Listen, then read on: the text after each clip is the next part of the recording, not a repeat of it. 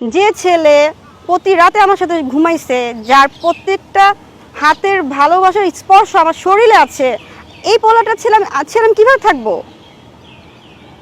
একটা ছেলে একটা মেয়েকে এত কত নির্লজ্জ, কত বেহায়া।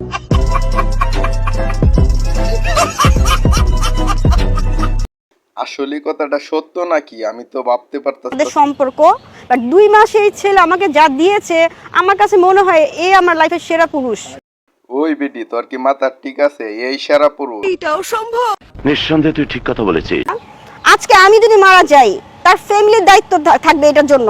আজকে আমি যদি বিচার না পাই, এই দায়িত্ব কার থাকবে? পুলিশ অফিসার সাইফুল স্যারদের থাকবে। সাইফুল স্যারদের মতো যারা বাংলাদেশে পুলিশ আছেন তাদের দায়িত্ব থাকবে। কারণ আপনারা ঠিকঠাক প্রত্যেকটা মেয়ের বিচার করেন না।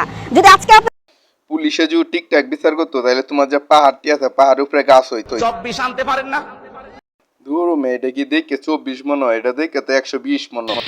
তোর কিছুই দিতে হইব না, প্যান খোল প্যান তাড়াতাড়ি খোল।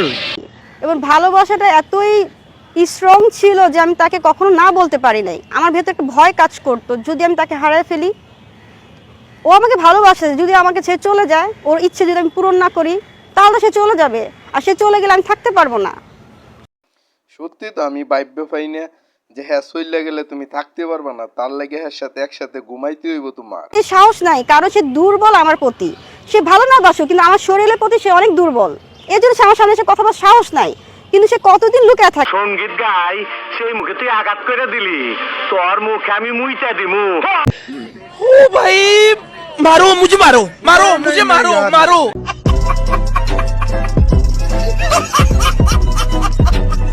খানকির বলা আমি তোরা লাগাইছি, আমি আর রাস্তাটা লাগাইতে পারমু। একদম অস্ট্রেলিয়ার গাইটা, নাটের গুরু। তাড়াতাড়ি আমার কাজ করে খবরের কাগজে কাটিং টু ফিটিং করে আমাকে পাঠিয়ে দিন। কত নারী প্রতারণার শিকার হইতেছে, তাদের অধিকার থেকে বঞ্চিত হচ্ছে, ক্রাইমের পর ক্রাইম করতেছে প্রত্যেকটা পুরুষ মানুষ একটা নারীর জীবনে, কারণ তারা বিচার পাচ্ছে না ঠিকঠাক। কোন শালা কইব তুমি একটা নারী? দেখতে তো বোঝা যায় টমটম বাঙ্গারি গাড়ি। তুই তাহলে হিজড়া না? এখনো সন্দেহ আছে, খারো বাতিজা, তোমার সন্দেহ আমি দূর করে দিতাছি। মাগার চোখ বন্ধ করা পারবা না। দেখো करो बोला धक्का बुक्की नहीं करने का, आराम से लेने का। তার থেকে পরিচয় হয়। আমি রেগুলার ড্রিঙ্কস করি, এবং ড্রিঙ্কস বলতে আমি প্রতিদিনই মদ খাই, এবং ড্রিঙ্কস আমি লাইসেন্স করে মদ খাচ্ছি, কোনো অবৈধভাবে মদ খাই না। তো সে হ্যাঁ, আমার লাইসেন্স আছে। আমি প্রতি বছরই লাইসেন্স